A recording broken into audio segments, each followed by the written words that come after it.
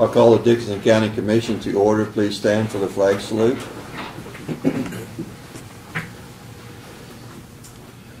I pledge allegiance to the flag of the United States of America and to the republic for which it stands, one nation, under God, indivisible, with liberty and justice for all.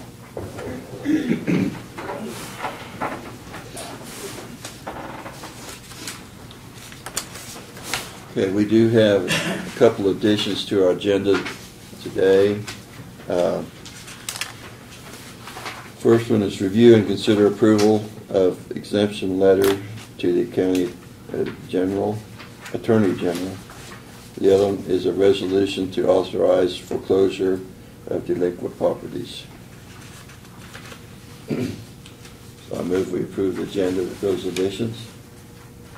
Second. Been moved and seconded. All in favor say aye. Aye. Opposed? Motion carried. The consent agenda are the minutes of the June 13th work session and regular meeting. Payroll, $322,946.66. Abatements, $128.82. Wire payments, $2,341.79.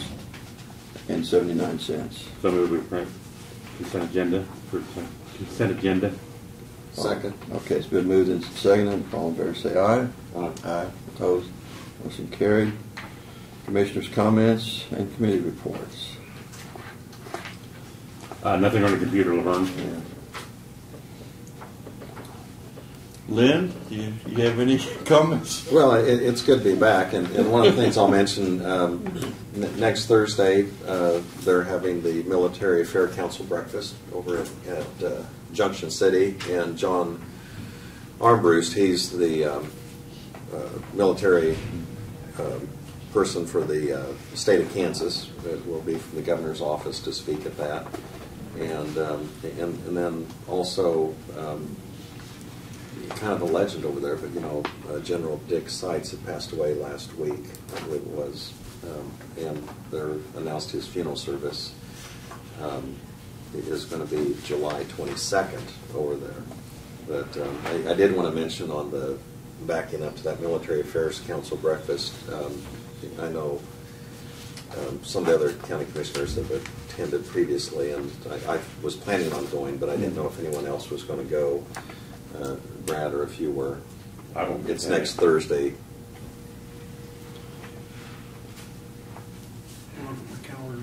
Okay. And anyway, that's pretty much all I had.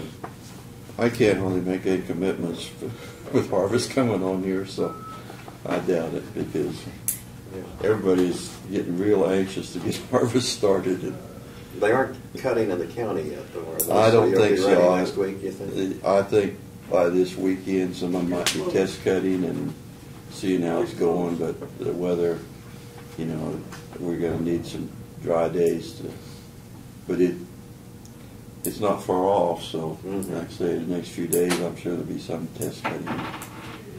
Anyway, it looks like if we can avoid bad weather, we'd have some good quality wheat in this county, so which, like I say, we're thankful compared to what it is in the western part of the state.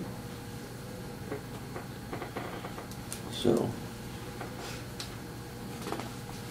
okay. I didn't have anything. There was a juvenile detention meeting, yesterday, but like I say, I didn't attend that, but like I say, with Slade County now approved, it will help our rate for. In fact, they're going to lower our rate for the last half of this year because they've started, so they actually are going to lower what we were supposed to have paid for the rest of this year, which will help out, and then, like I say, it will be lower rate than what we're paying then for next year.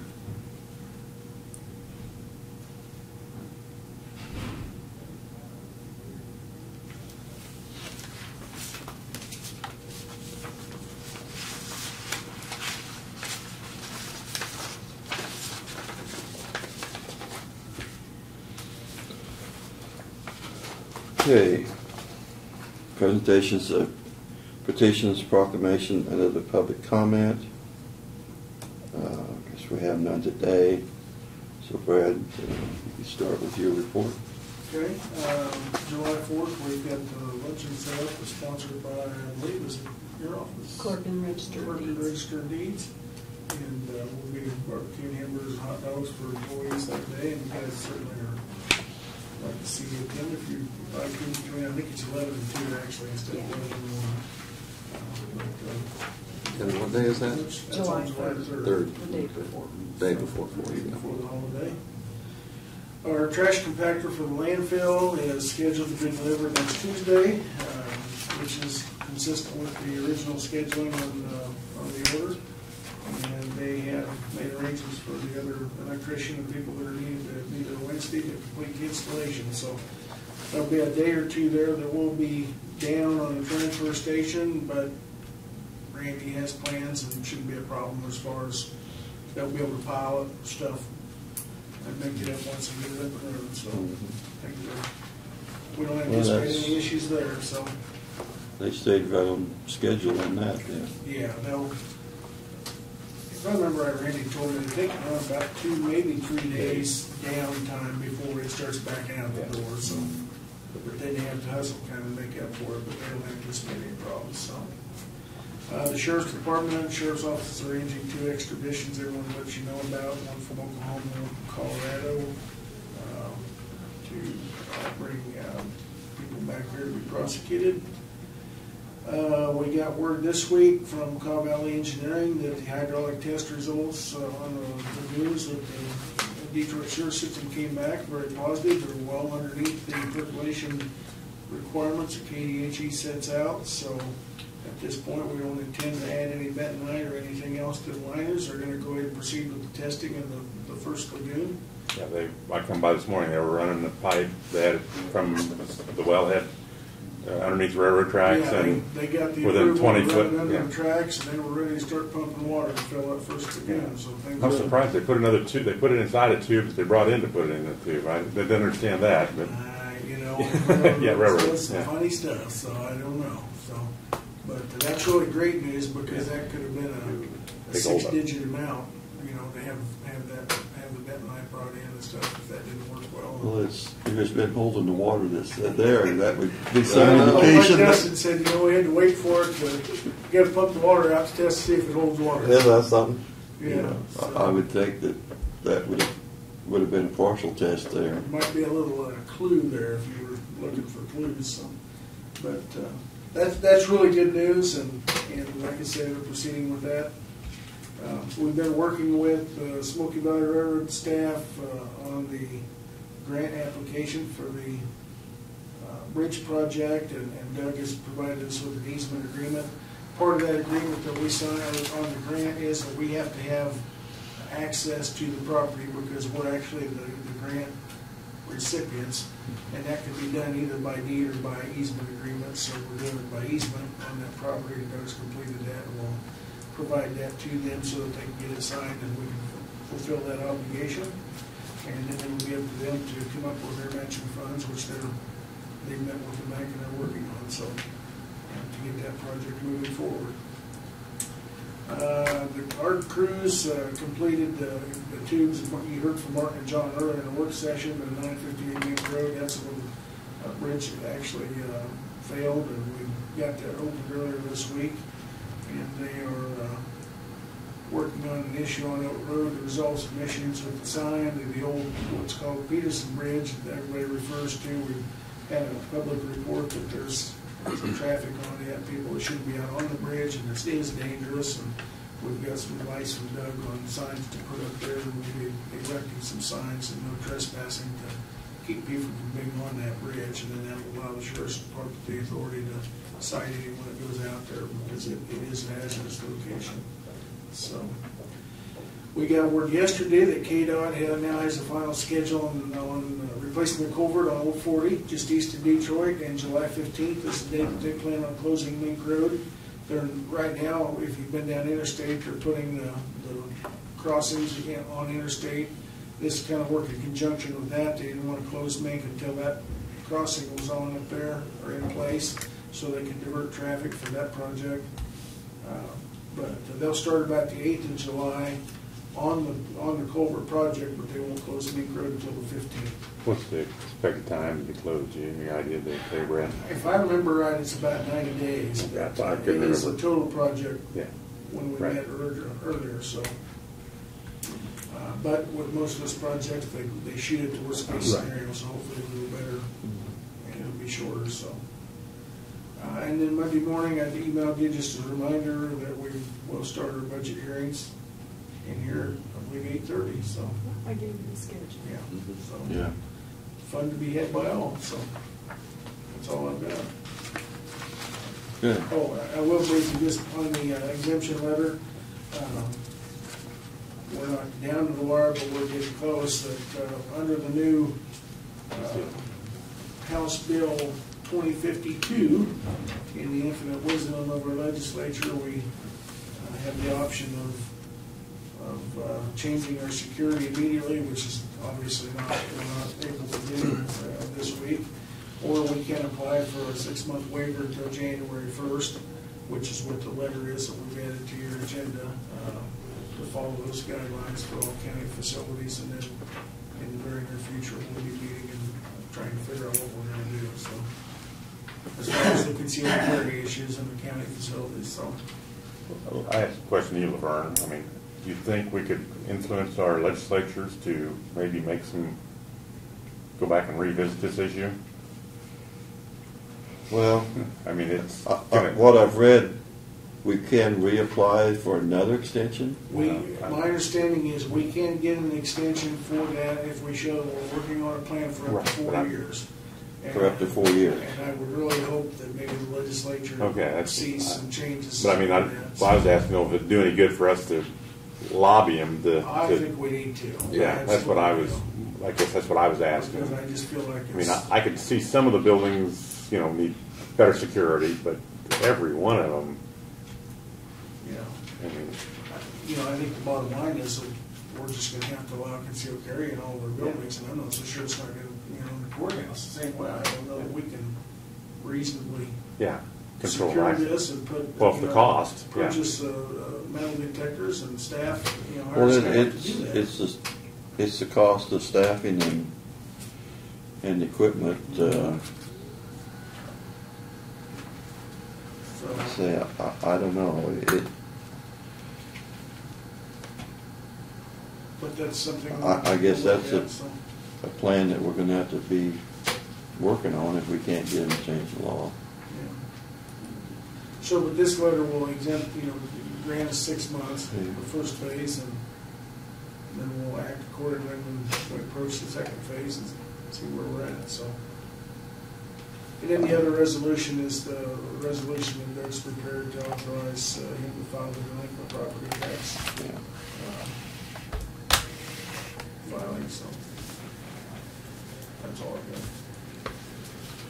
Yeah, I noticed in the KAC they, had a lot of information on that concealed weapons, and then also and I wasn't quite sure where this came from. At the Capitol building at the visitation center, they're wanting the county map on the floor, and they're wanting all counties to participate in the cost of that.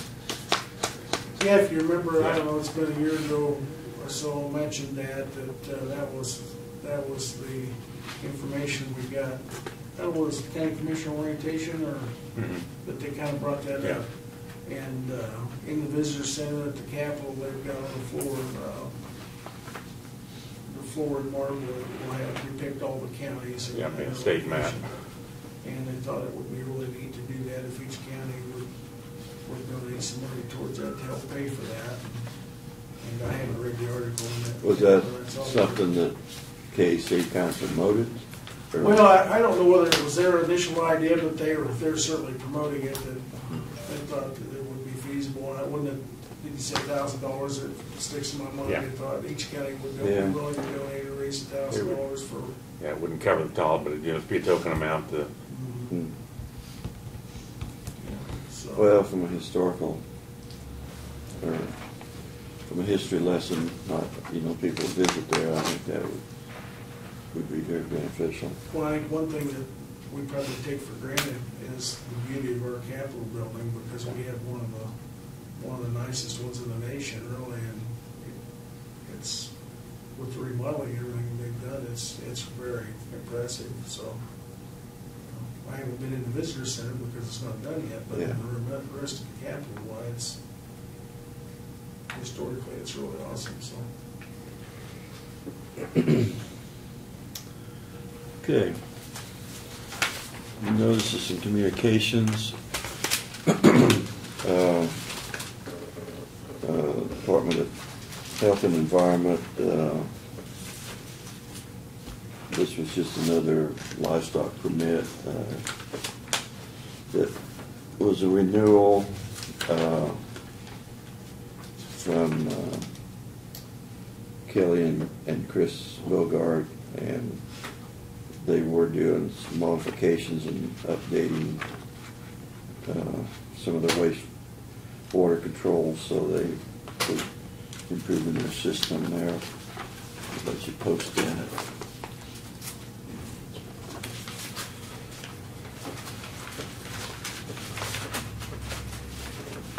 From the Department of Revenue, they always send us information on appraisal compared to the sales ratio in our county, and Bruce always comes in with a good report. It looks like we're 98, almost 99% accurate on residential, and commercial is about 95.5. So he's just slightly under, but just right there. So, did you see that report? Haven't yet,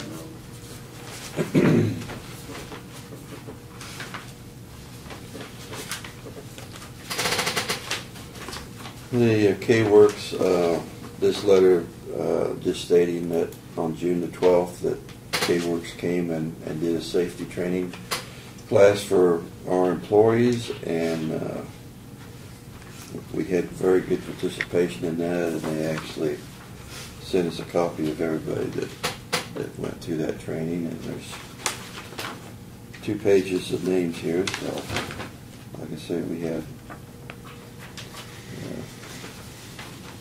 very good response to their training. If you want to look at it. Sure. The Nanko County newsletter, and we also got from the Kansas Pipeline Association a survey. I'll let Brad fill the survey out. But also it's got a pipeline safety and land use planning guide. So, did you get a copy of this or not? Haven't yet, But there is a survey in there if you want to fill that out.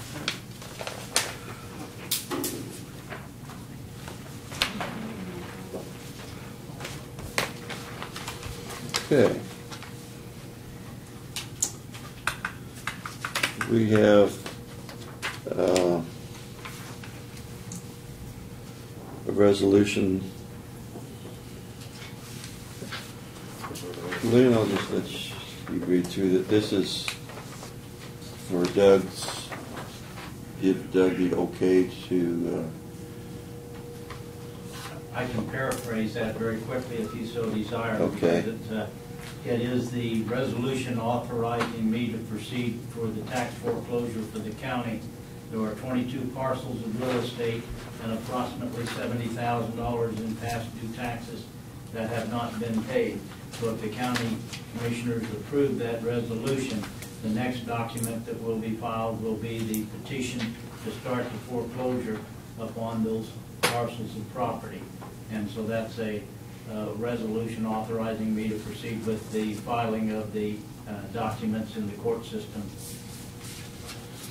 How much, normally, Doug, what kind of response you have when you put this up that people come in and pay them? Do you? Some do. Okay. Some do. We have given as much time Right. as we can and as many warnings as we can that it's coming.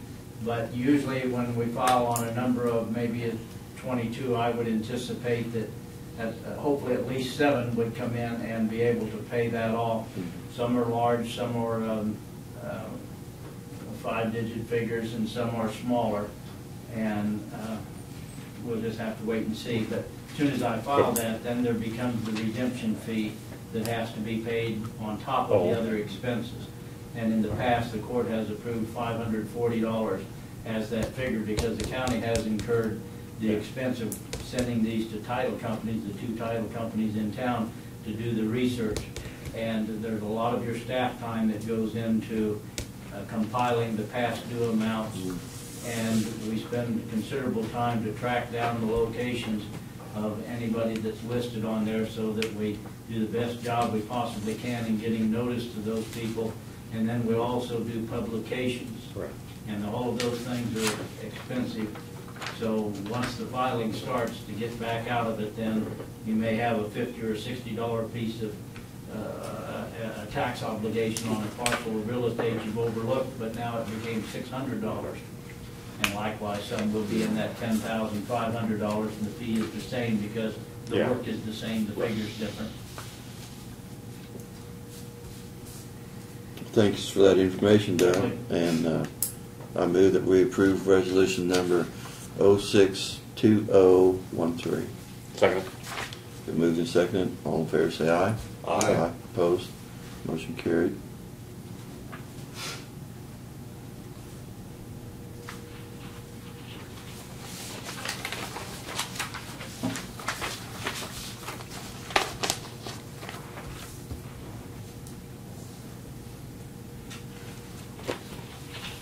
Does this need to be published one time? Yeah, I'll send out the publication notice. I'll take care of that. Oh, you will, okay. Yeah.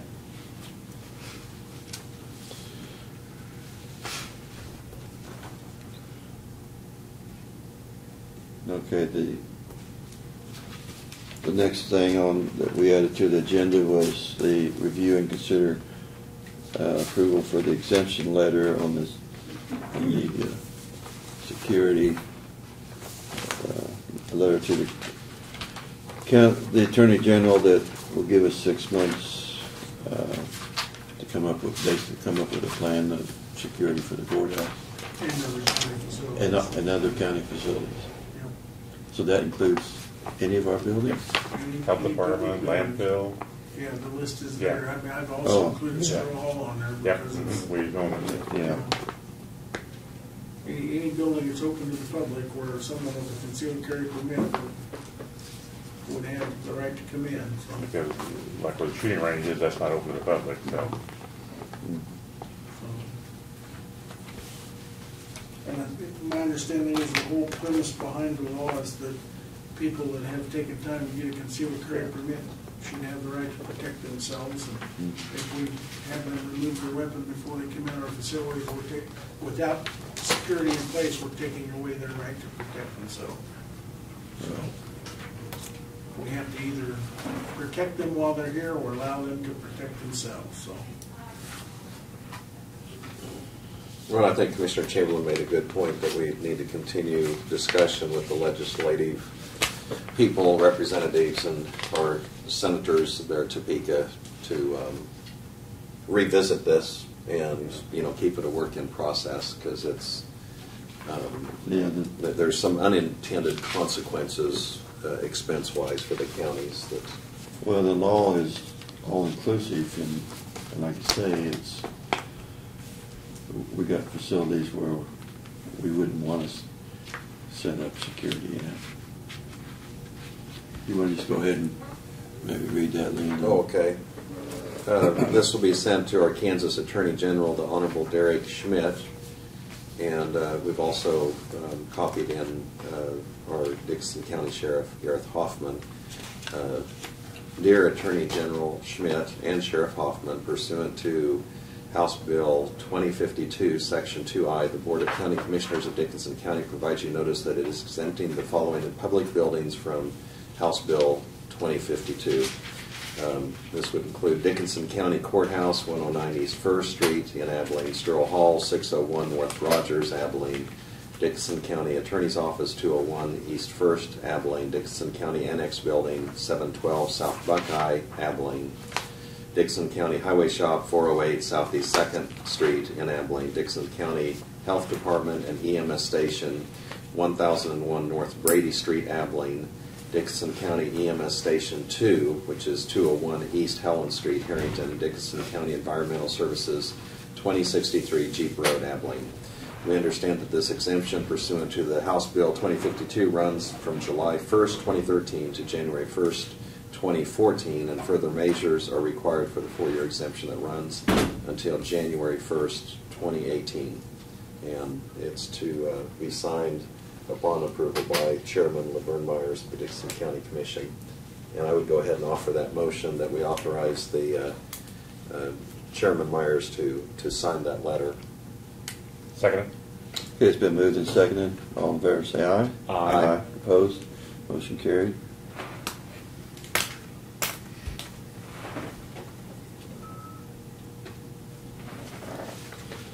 Yeah, there's, let's see, it ended up, it ended up being like at our highway shop, how in the world would you, I mean, it would be unpractical. The way the bill was written, there's no feasible way to, you know, we're just gonna have to take down the signs and allow it if it's, you know, I don't know that, there's not that much public traffic down there, so I don't know that it would be a problem there. My concerns would be with locations like the health department. You know, if you have someone coming in that's wearing a weapon, concealed weapon for an exam of some type, you know, you throw it on the table and, you know, I just, those are certainly concerns that the staff will have, so I don't know if there's anything we can do, but we'll be looking at the number of options, and as I'd said before, KEC I know was planning on doing some session on that to give us some ideas and options, and hopefully we'll get a little more educated here before the first of the year and maybe come up with some really creative ideas. I don't know. If we come up with a plan, we got 4 years to implement it then? Is that your understanding? My understanding is we can get an exemption or an extension for 4 years, not an exemption, but an extension for up to 4 years.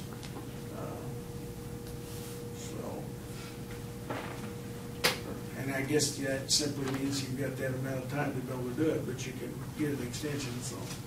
And it'll give a chance to see what other counties are doing, and I'm sure there's going to be some groups come in and We're all say, faced with the same thing. yeah, we're going to Well, I've noticed direct you how to handle this. some other counties have already passed this resolution. I know that I heard on the radio this morning, I know there's some exceptions in there for school districts. However, this morning on the radio, I heard that the school or the main insurance provider for the school districts has made it very clear that if any school districts allow employees to carry a concealed weapon, they won't insure them. So they kind of took care of the school district's decision. Not that I don't have a concern that many of them would have much of a decision to make there, but you know, if their insurance provider's going to drop their liability insurance, if they do it, that kind of makes your decision up for you. So. There's another aspect to it too, because one of the cities that I represent has come up with this as well, is in their personnel manual, they want to exclude the conceal and carry, and because of the liability factor, and this may be worth checking with the county's insurance carrier to see what their position is, because you're working somewhere and the gun is accidentally discharged and somebody is injured by it, what's the liability for it?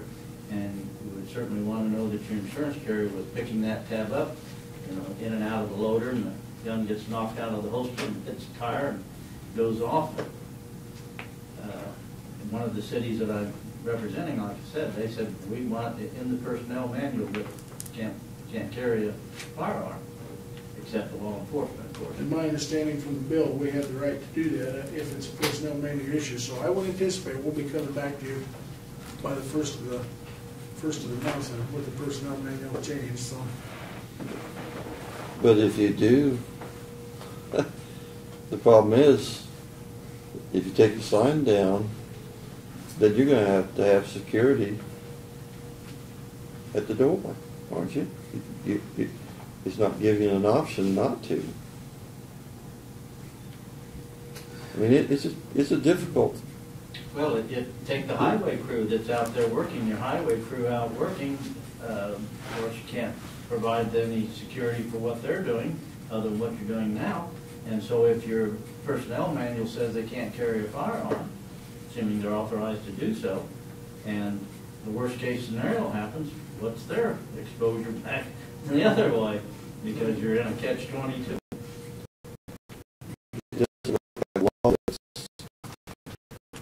That you can actually be able to abide by. Is what I'm saying. Looks like it's a law. Problems that you're ever going to be able to abide by. I don't know. Maybe I'm not looking at it right. The whole firearms in the county facility thing for several years that it's been in place is another one of those regulations that only keeps the honest guy honest, because the person who's going to violate the law and carry a concealed weapon without a concealed weapon, I mean, doesn't care whether it's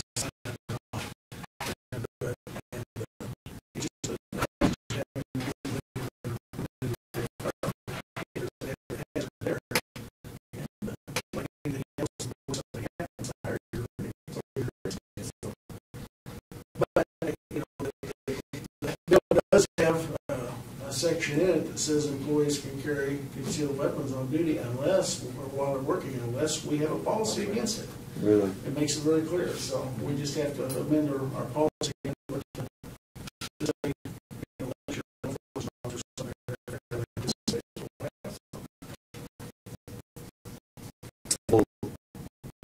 Go back to the schools, but it's not going to cover them. They're going to have security in there. No, schools are exempt. Schools don't have the same regulations we do. Oh, okay. There's an exemption there for schools. They can basically do what they want to. Oh, okay. Yeah. So they're not required to do all the stuff that we are. The schools, well, it's kind of interesting. The only locations that are exempt are schools, the Capitol, the governor's mansion, and the State House. Well, that was convenient that they did that. It was, Okay. Yeah. So, not, I don't know why it's more of a concern at the Capitol and the State House than it is at, our county courthouse, but apparently it was, so. I move we adjourn. Okay. Second. Been moving second, we adjourn. All in favor, say aye. Aye. Opposed? Motion carried.